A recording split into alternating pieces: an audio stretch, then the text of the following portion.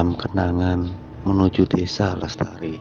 Di sebuah desa kecil yang terletak di tengah hutan belantara bernama Desa Lestari, ada sebuah legenda yang membuat penduduknya selalu hidup dalam ketakutan setiap malam Jumat. Legenda mengatakan bahwa setiap malam Jumat, pocong akan berkeliaran mencari korban. Para penduduk mempercayai bahwa pocong ini adalah arwah dari seorang pria yang meninggal dunia dengan menyimpan dendam yang belum terbalaskan. Sore itu, tepatnya di sore hari pada hari Kamis, Arif, seorang pemuda yang sedang dalam perjalanan kembali ke desa setelah lama merantau di kota, sedang dalam perjalanan pulang menuju Desa Lestari. Setelah melewati perbatasan kota, bapaknya Arif bernama Pak Yanto menelpon anaknya dan menanyakan sudah sampai mana. Arif pun berkata bahwa dia sudah di perbatasan kota dan kemungkinan sampai desa jam 9 malam. Arif sebenarnya tahu bahwa ada pantangan di desa untuk keluar rumah di malam Jumat.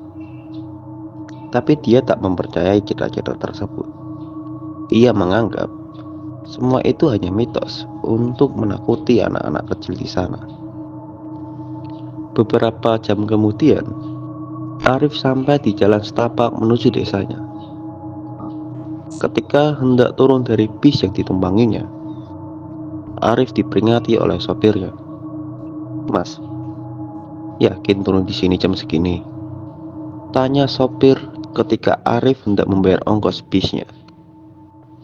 Ketika itu memang sudah mulai gelap. Cahaya matahari sudah menghilang. Dengan penuh keyakinan, Arif pun mengangguk dan berkata, "Iya Pak, ini kan jalan satu-satunya ke Desa Lestari." Tanpa basa-basi, Arif pun turun dari bis dan mulai berjalan menyusuri jalan setapak dengan ditemani oleh beberapa lampu remang-remang di tengah malam. Angin malam berembus dingin, membuat daun kering bergesekan satu sama lain, menciptakan suara yang menyeramkan. Tak jauh berjalan, lampu jalan yang sebelumnya menemani sudah habis tak tersisa. Arif pun menyalakan senter kecilnya, mencoba menenangkan dirinya. Namun, saat ia berjalan lebih jauh, ia merasakan kehadiran yang aneh. Seolah-olah ada yang mengawasinya dari balik pepohonan. Arif tetap berjalan dan mencoba menghiraukan perasaannya. Tiba-tiba senter Arif padam. Ia berhenti sejenak, mencoba memperbaikinya, namun tak berhasil. Dalam kegelapan, ia mendengar suara gemerisik daun yang semakin mendekat. Jantungnya berdegup kencang, dan ia merasakan ada sesuatu yang mendekat dari arah belakangnya. Matanya terbelalak saat ia menengok ke belakang dan melihat sosok putih yang melayang-layang dari kejauhan. Itu pasti hanya bayangan, pikir Arif. Mencoba menenangkan dirinya dan berbalik melanjutkan perjalanan. Namun, sosok itu semakin dekat ke arah Arif. Pocong itu bergerak terbang secara perlahan menuju ke arah Arif yang tadi menghiraukannya. Dengan kain kafan yang kotor dan wajah yang pucat menakutkan, Arif menengok ke belakang dan menyadari kalau ternyata itu benar-benar pocong, dan pocong itu semakin mendekat. Arif berusaha lari, namun kakinya terasa berat. Pocong itu semakin mendekat dan Arif bisa merasakan bau busuk yang menyengat di hidungnya. Tanpa pikir panjang, Arif berlari secepat mungkin Tetapi pocong itu terus mengikutinya. Di tengah kepanikan, Arif terjatuh.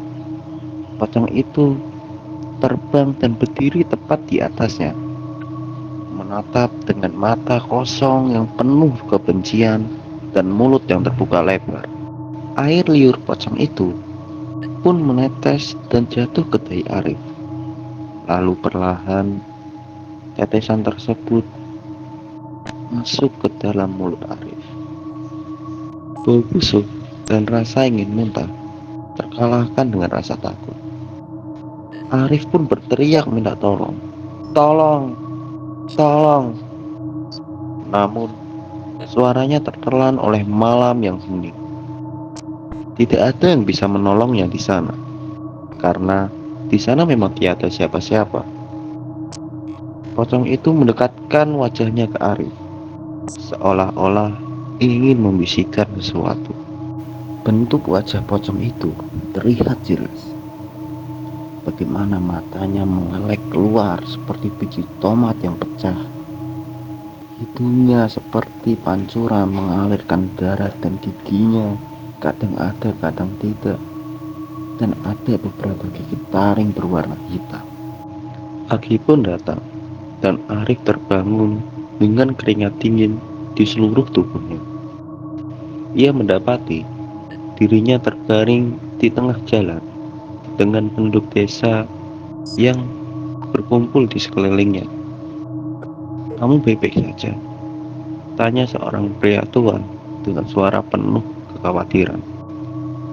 Arif terdiam sejenak, mencoba mencerna apa yang baru saja terjadi. Ia melihat ke sekeliling, mencari tanda-tanda pocong, namun tidak ada apa-apa. Penduduk desa membantunya bangun dan mengantarnya pulang. Arif pun pulang dengan wajah yang sangat kacau, pakaian yang berantakan. Sesampainya di rumah, Pak Yanto menyambut dengan tangis. Itu wajar saja. Menurut legenda, tiada yang bisa pulang setelah keluar di malam Jumat di desa itu. Sebenarnya, Pak Yanto penasaran dan ingin menanyakan apa yang terjadi kepada Arif. Kenapa ia bisa selamat dan lain-lain. Tapi, ia mengurungkan niatnya tersebut melihat kondisi Arif saat ini. Pak Yanto pun menyuruh anaknya untuk mandi.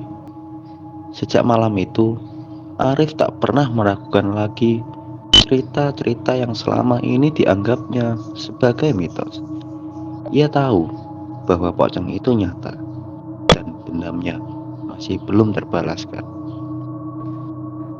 Malam pun tiba.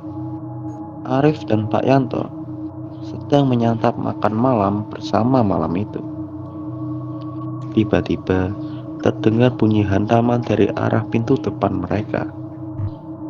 Arif bergegas beranjak dari tempatnya dan berjalan menuju pintu.